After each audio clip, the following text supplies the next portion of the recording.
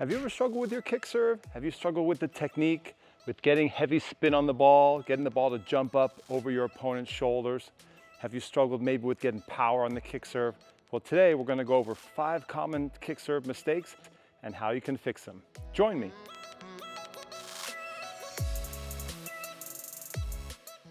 Hey, Chris Lewitt here, top American junior coach and coach to many #1 juniors in the US.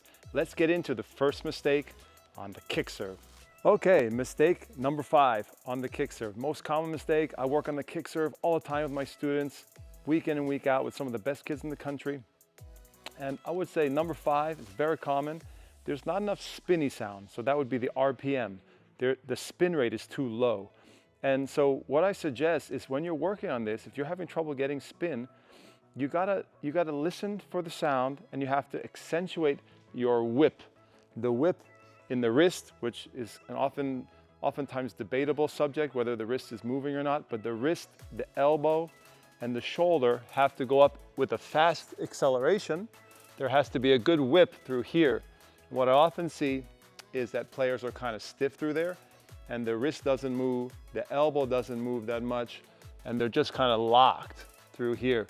So oftentimes what I'll have players do is come to the short court here, and you set up on the ad. I always recommend working on the kick serve on the ad side because it's a little more natural to work on the kick out wide. This way you can develop that wide serve. You can also practice swinging from left to right, which is very important. That movement is very important for the kick. And you can work on your spinny sound. But I like to say, sometimes I joke with my younger students, I say, no spinny, no winny. But you gotta have a nice sound of spin. If you're hitting a kick and it sounds like this, so a lot of people do that and they think it's a kick. That's not a kick. The kick's gotta have a spinny sound. If I lock this out, I keep my wrist locked, keep my elbow kind of locked, and I'm kind of stiff in my shoulder. Even if I toss to the left back here, that serve is not really a kick. I have students who come to me and they say, oh, that's a kick. But that had very minimal RPM. Maybe it had 100 or 200 RPM, but a good kick serve should have 2,000 RPM or 2,500 RPM or 3,000 or more RPM for the pros. Obviously, it depends on your level. But what you're looking for is a sound, and I'll try to get it for you here, something like this. And I hope the microphone picked that up good because that had a nice spin. I'm not swinging my fastest, but you can see the ball spinning at a very fast rate, and that's the RPM or the spin rate. And if you don't have that sound, you don't have a kick. I have people, adults, juniors, they come to me, they've been working on a kick for years, maybe another coach told them they have a kick and they don't have that spinny sound, and I have to stop them right there and say, whoa, whoa, whoa, we have to get spinny sound first. In fact, when I'm teaching the kick, this is like one of the first things I need my players to get. I need them to get the spinny sound. If they don't have the spinny sound, I don't think we're making any progress. So we can work on all the other stuff, a lot of other details, and we're gonna get into them. But if you don't have spinny sound, I don't think you have much. Okay, a couple pro tips about getting more spin on your serve and the wrist action. There's a big debate in biomechanics whether the wrist is active on the serve or not. Dr. Brian Gordon says it is active on the serve, and other experts say the wrist is not active. But in teaching on the court as a practical matter, I often will tell my students to use their wrist to a certain effect, to a certain extent. And because the wrist sort of leads everything else, when you think about your wrist as a player, it helps the rest of the arm whip, because the wrist is the segment that sort of is more distal, but it connects to the proximal joints, obviously, and it sort of leads those joints into movement. So I just find as a practical matter, as a coach, I do tell my players wrist, and sometimes it feels like you're using your wrist, even if you're using like shoulder internal rotation, or if you're doing a different rotation or something from the forearm. I will tell you that in terms of wrist, one mistake I think a lot of coaches and players make is they focus on pronation. I never teach pronation on the kick serve. And so will you see pronation from the top pros like John Isner hitting a kick, or Ben Shelton, or Alcaraz or Djokovic? Yes, you typically do see good pronation here as the pros accelerate, the racket turns outward and the forearm pronates, but I never teach that. I never teach that to people who are trying to learn a kick. There's so many other important things to focus on. And I find when people start to think about pronating, they end up hitting the ball very flat. So they end up with this kind of, this kind of flat ball. And what I'm trying to get is this, I think, and I can't prove it, but maybe with 4D motion capture, we could prove it, that there is a bit of ulnar deviation, which is the pinky side movement of the wrist right here. And it's debatable also whether the tricep is actively concentrically contracting, or if the tricep action is all from elastic stretch shorten cycle reaction. So Dr. Brian Gordon has argued that he's found that in his 4D motion capture studies that the tricep is not active, that because of all of the kinetic chain action before, that the tricep is not actually contracting as you're extending the arm upward and the racket upward to the ball. This is something that's up for debate, but the bottom line is I like to tell my students to use their wrist, to use their tricep, and to think, especially in the early stages when you're learning, I think that's really helpful. So what I would recommend is trying to focus on tricep extension, even though theoretically at the high level, there are some experts who say there's not an active tricep extension, but I would think about the tricep extension, and I would definitely think about the wrist movement, and the wrist movement is part ulnar deviation and part flexion, and the flexion happens more after the impact. You go up, you brush from left to right and 7 o'clock to 2 on the ball, and then at the end there's flexion, the hand stays high, the elbow stays high, and the wrist, the racket finishes in this position, which is a great coach, and he's also on YouTube. His name's Jeff Salzenstein, and he calls that the dirty diaper finish. And I agree with Jeff that is a very common finish that you see from top players on the tour. You see that it shows that they're very loose in their arm structure. They use a lot of internal shoulder rotation. They use wrist action and potentially tricep, and the finish tends to be like this, at least briefly, and then sometimes the racket will come here, or sometimes the racket, some players will finish more sharply on this side of the body. But I like this movement through here has to be whippy. There has to be whip here. This is actually a pretty good exercise. You can just put your racket here, hold the ball, and work on scraping. You can do it like this, and you try to let your wrist go. So, whether scientifically the wrist is active or not, I found this very, very helpful for learning the whip and getting that spin rate. Most people up here are locked, kind of like that. And so you got to get in here, brush the ball back in this space, about 11 o'clock. You have 12 o'clock here, 11 o'clock here. You got to let that wrist move and let the tricep work upwards to extend, brush, and then work on the dirty diaper finish. You go up, brush. Sometimes after this will come here. Sometimes after this will come and stay on this side. Especially if you're learning the kick serve, I highly recommend that you don't try to finish abruptly here. I think it's jarring for the shoulder, potentially puts more strain on the shoulder, and could be potentially injurious. So I would try to avoid, you see that sometimes taught a lot, that the advice is to follow through on this side of the body. There's an old teaching progression. It might be an old Vandermeer progression where you hit a kick serve and you follow through here. I just wouldn't put that stress on your shoulder, on your rotator cuff. I would focus on dirty diaper, and then the safest thing to do would be to continue into near your left pocket, or if you stay sideways, the finish might be in here. But try not to stop too abruptly, and try not to come behind. Also, I've seen some people teach the kick serve, like really focusing on the pronation, really focusing on even being straight here. And I just don't think that's very common on the pro tour. The pros, the really good kick servers, they have this internal rotation of the shoulder here. They have this, you see the flexion in the wrist at the end of the motion. So I just think you should try to get that feeling.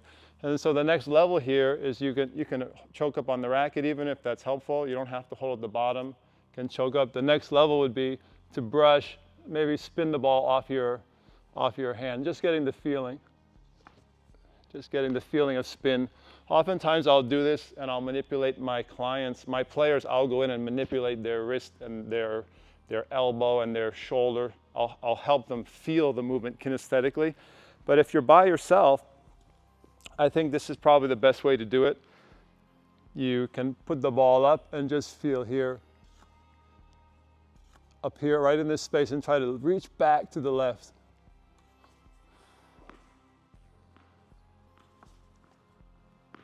You try to get the ball to go up with a good spin rate. So that'll help you to get a little more whippy and to try to get that spinny.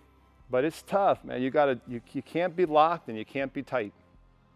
Okay, number 4 on the top 5 most common kick serve mistakes is not having enough shape. So I have a lot of students that I see and they hit the ball low over the net. The ball should travel high over the net. So I have this awesome device. It's called the Air Zone. And if you can see the string and the 2 telescoping poles, you can set this up different heights. This awesome device, On Court, Off Court sells it. We have a discount link if you want to get it. I'll put it in the description. But the company is called On Court, Off Court. Joe Dinoffer is a great tennis professional, and he's a genius with teaching aids. And he developed this. This is one of them. It's called the Air Zone. You can also just make one at home for like 20 bucks. But I love this, and I would recommend never working on a kick serve without a high string. The high string is so helpful in speeding up the learning curve and helping you learn the kick serve faster. So what I typically see, players do a kick serve, and I'll try to do one incorrectly, the kick serve kind of low. That's a good example, where they hit a kick. I wasn't using my legs or anything, but they hit a kick and it had some spin, but it's low. And if it's low, A, you risk hitting the net, and B, the ball's not going to jump up high. The key to a good kick serve is to get it up high, pass over that string, 3 or 4 feet margin, and to get the ball to bounce up over your opponent's shoulders. By the way, that's a great thing to look at, like, to judge your own kick serve. When it goes to your opponent, does your opponent strike the ball around the waist level, or is your opponent striking the ball above their head or above their shoulders? Really good kick serves, the ball jumps over your opponent's shoulders. So I'm 6'3", I'm pretty tall. If a guy can jump the ball up over my shoulders, that's pretty impressive, and that means that ball is really jumping up with a lot of spin. A lot of times I see players who have a kick serve, but it's not really a great kick serve because it bounces low. I remember this summer at our high performance camp, I had a big kid from the South come from Tennessee or Kentucky, and he came up, big kid, 6'3", 6'4". He had a decent kick. He's a very top-ranked player, but usually the kick was only, it bounced to about this height. And so we put him on the string, high string, and he worked on it, and that forces you to get more arc and more shape on your serve. So I would recommend trying to get more shape, and it should look something like this. Make sure you're going from underneath, up and out. Get the position of your toss above your head. We're going to talk about that in the next mistake. But get the toss above your head here and brush up and out and shape the ball. I like to think what's really helpful for me, good pro tip, is to look at the bottom of the ball. Try to spot the bottom of the ball. And if you look up at the bottom of the ball, you have a good chance of brushing up from underneath the ball and brushing left to right, as well as up and out to get the ball to clear the high string, get that rainbow shape.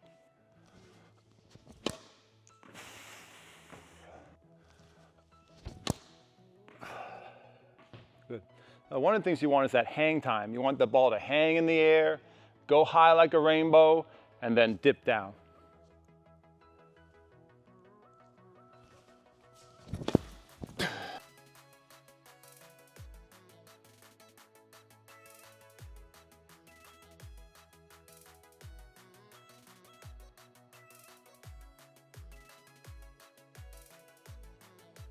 Okay, mistake number 3. Mistake number 3, most common kick serve mistake that I see often relates to the toss location.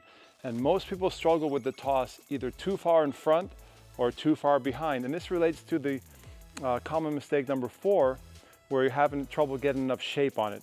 Typically, if you toss the ball too far in front in relationship to the baseline, if I toss forward too much, that's going to take away shape. So anything inside the baseline, the farther I throw it this way, like for example that one, you can see that the ball's landing in front, that's going to reduce my shape. That's going to keep the ball lower. So if I wanted to hit like a first serve with some topspin or with some like a hybrid first serve that's stayed lower, it's faster, it's going to be a faster MPH, and it's going to have good RPM, but it's going to be a lower trajectory. I could do like a hybrid topspin serve by tossing more in front. It's still going to have some spin for safety, give me a little bit of margin, but the ball is going to travel closer to the net. Probably, we had that yellow string at about 3 or 4 feet. That type of serve is going to go below the string, and it's going to be, you know, maybe 1 foot above the net or less. And a lot of people struggle with tossing too far behind. So that looks something like this. So the ball will go back behind the baseline. And I think that is another common mistake. If you do that, you will get shape. So that is actually one way to help work on your shape. So in the previous segment, we talked about how not getting enough shape is a common issue. If you toss back here, even just for practice, if you toss it above your head or slightly beyond your head, going back this way, then that will definitely help you go upward and create a nice arc on your serve. So you can do that as an exaggeration for practice to help you get more shape. But ideally, when you're learning, the toss is pretty much above the baseline or slightly in front of the baseline. So when you're learning a kick, you can toss about there. That was a pretty good one. Baseline, or maybe 6 inches inside the baseline. As you get more advanced, what you can do is you can push the toss more forward, like that, maybe a foot or 1.5 feet inside the baseline, and then you can curl up under it and then explode and get a better weight transfer and energy transfer that way. But that's very advanced. If you try to learn that when you're starting out, I don't think you can get it. When you're starting out, focus on tossing the ball right above the baseline and where you can look up and see the bottom of the ball, like we were talking about in mistake number 4. Bottom of the ball and the ball close to you. If you toss back this way, you're going to get a lot of shape, but you're going to be off balance. You're not going to be able to transfer your weight. You're not going to be able to get the best shoulder rotation into the serve. And if you toss too far in front, you will get a lot of power, but you're going to have trouble getting under the ball and creating height and shape.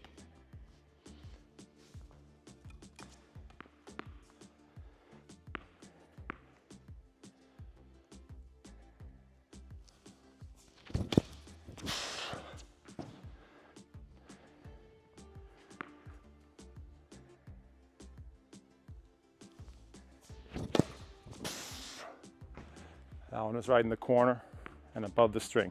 Okay, the second most common kick serve mistake, and it's something that we talked about in another video that we did recently on how to stop slicing your kick serve, but this is really common. People slice their kick. And one of the biggest reasons that is again related to the toss location. So we talked about how people have struggles with tossing too far in front or too far behind on the previous mistake. And in this mistake, the toss is usually too far to the right. So if you imagine center point here at 12 o'clock, the toss for many people is between 12 and 1. And anytime you do a kick serve and you toss between 12 and 1 on the right side of your body, so over on this side of your body, it tends to promote a slice kick, which is sometimes I call it slick. And I know there's been some requests to do a video on the slice kick, which is one of the variations of a slice serve, and we may do that in the future. But essentially, when you toss to the right, a lot of times what happens is your body will start to open up early, which is the kiss of death for a good kick serve. You got to stay sideways, and that was a big emphasis in the video that we did recently on not slicing your kick. So you got to stay really sideways, and you don't want you don't want to carve around the right side of the ball, and that's what typically happens on a slice, or you cut the right edge of the ball. So players who toss to the right, typically they'll hit the right side of the ball, or they'll hit, sometimes I say, just as a visualization, from 5 to 1 o'clock on the ball. I can show you what that kind of looks like. I'll toss incorrectly.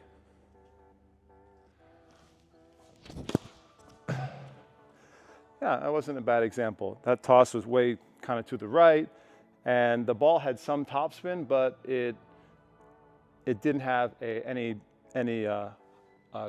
twist, American twist going out that way, and it didn't bounce up as high and to the right as I would like. So again, this is an incorrect toss.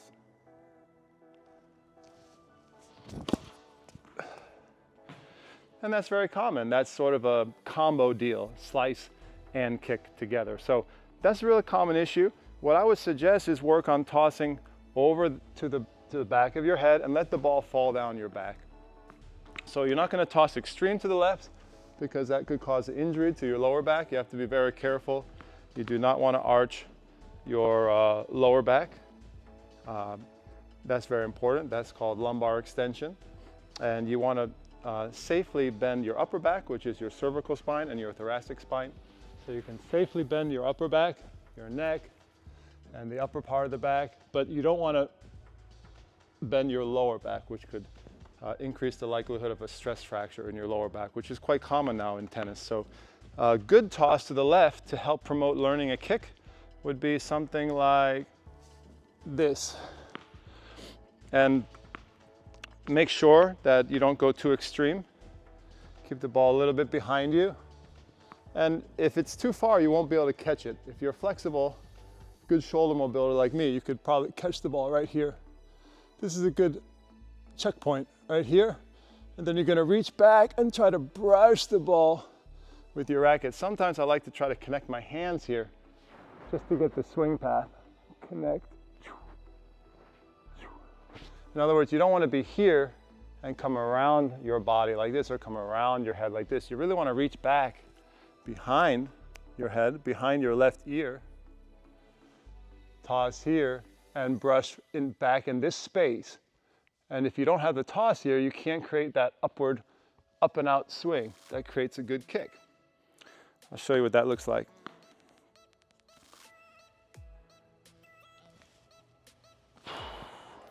Okay, that's pretty good. Right in that range, I was able to catch it. Now, if I went too far, maybe even more, I'll try to exaggerate it, maybe even more. I can't catch it. And that would mean it's going to put too much stress on your back. I would be very careful and avoid doing that.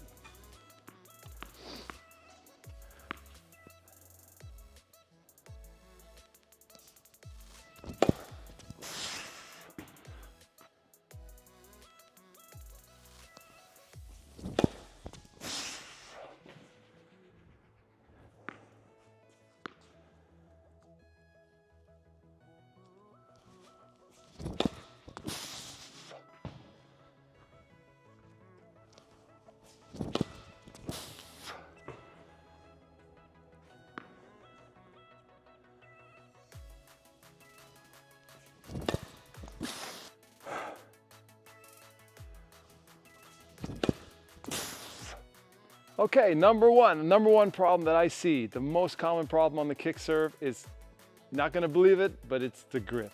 And I found over the years, 25 years in the trenches building kick serves, I built hundreds of world-class kick serves for all my top junior players, and the grip is very, very important for most people. Occasionally you get a player who can use a very conservative grip, almost like a composite grip, which is less than continental or even closer to a Eastern forehand grip, and they can hit a great kick serve. I've seen it.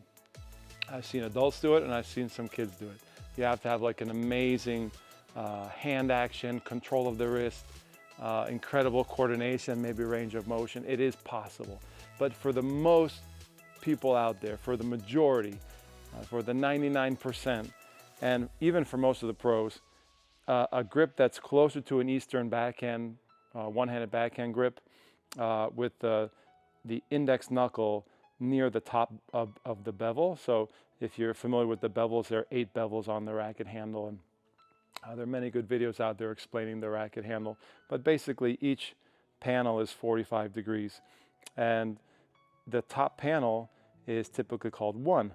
And the closer you can put your index knuckle on that panel, you will get much better spin. And the reason is because it helps to close the racket face. As you're going up to hit the ball, it's kind of like having a more Western or semi-Western grip on a forehand. When you have that strong, close to Eastern backhand grip, you get your palm pad also near the top panel there. You'll see this a lot from the pros. And as you go up, it will help close the racket face.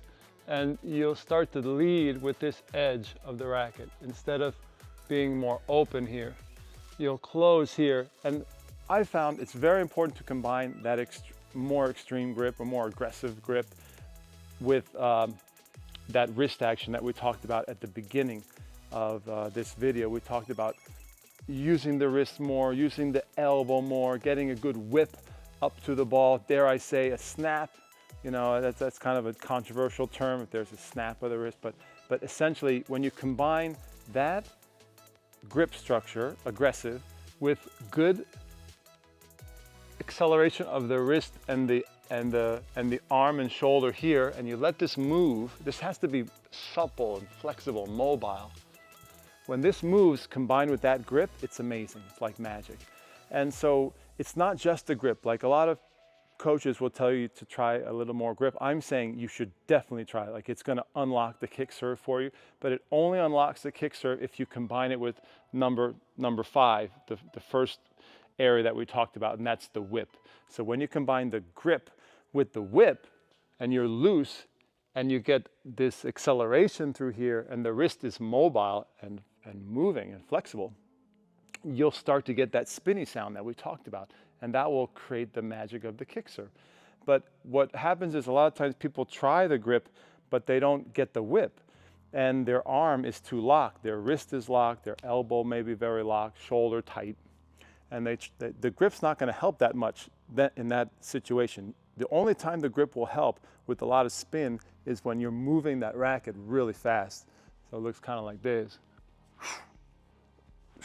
So when you combine that movement with the grip, it's amazing. Okay, so we were talking about how that more extreme aggressive grip can really help. I don't know if you can see that clearly, but you want to get that index knuckle near the top panel of the racket, and typically that's called bevel 1. And when you get that grip, it's going to help create the more closed racket face up top here. It's going to close this up. And if you combine that closure with good ulnar deviation and good, for lack of a better term, good snap through here, whip through here, you're going to get massive spin. But they have to be combined. You can't have one without the other. So I always say, you know, grip it and then whip it. You know, grip it, make sure you have a good grip. You get in here, and if you do this movement, let this free up, gonna get a lot of spin.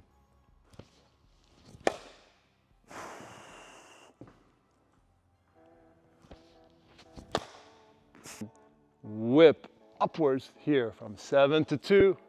The wrist is relaxed, the elbow's snappy.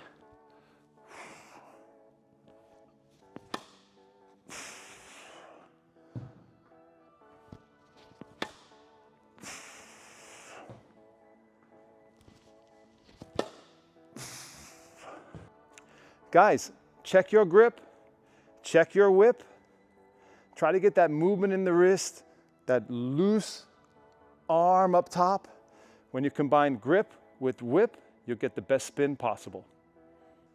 Hey guys, here's a little bonus tip for you. If you're working on your shape, I don't like gimmicks. If you've ever been on the court with me, if you followed me, my channel or my videos, I don't like a lot of gimmicks, but I do like a few helpful drills. And you know, I'm not a big fan of the kick serve exercises. I think I've seen them all. You know, where you sit on the ground, ones where you follow through extreme to the same side of your body. But one of the drills that I do like is if you have a side curtain like this, you can get the kick serve going here, and you can work on hitting over both the side curtain and the net. I'll show you what that looks like.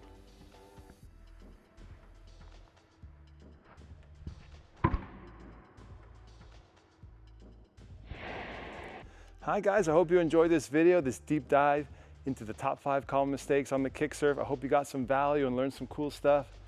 I work on this serve all the time with my students. It's a challenging serve. I'm not gonna lie to you. There's no easy way to learn a kick, but if you follow these helpful tips, and I hope some of the pro tips help you, you can make some progress. What I recommend if you're struggling is reach out to me. I have many viewers now sending me their kick serve videos. You can send it to my WhatsApp, 914-462-2912.